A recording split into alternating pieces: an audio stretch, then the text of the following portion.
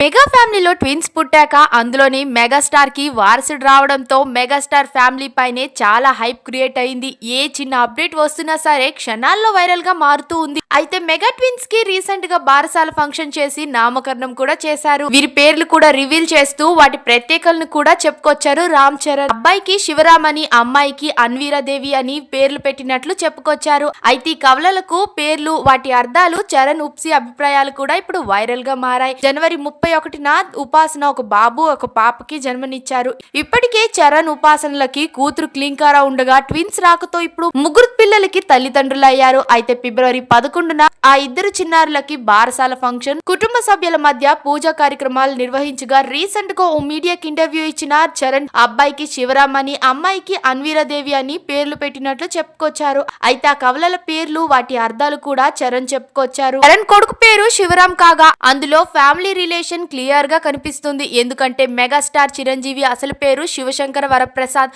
అందులో శివను తీసుకొని చరణ్ పేరులో రామ్ ని కలిపి దీంతో తండ్రిపై చరణ్ చూపించిన ప్రేమ, రెస్పెక్ట్ కు ఇది అసలైన నిదర్శనమని అభిమానులు అయితే అభిప్రాయపడుతున్నారు.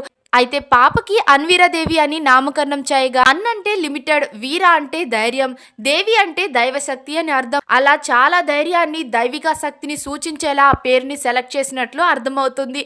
అదే సమయంలో దుర్గాదేవిపై భక్తితో కూడా పెట్టినట్లు తెలుస్తోంది. ఎందుకంటే మెగా కుటుంబ సభ్యులు దుర్గమ్మను భక్తితో కొలుస్తారు. చిరంజీవి సతీమణి సురేఖ విజయవాడలోని కనకదుర్గమ్మ అమ్మవారిని చాలా నమ్ముతారు. అందుకే చరణ్ ఉపాసనలు రెండో కూతురికి ఆ పేరు పెట్టినట్లు తెలుస్తోంది. అయితే 2012లో రామ్ చరణ్ ఉపాసన వివాహ బంధంలో ఒకటవగా 2023లో వీరికి క్లీంకారా జన్మించింది.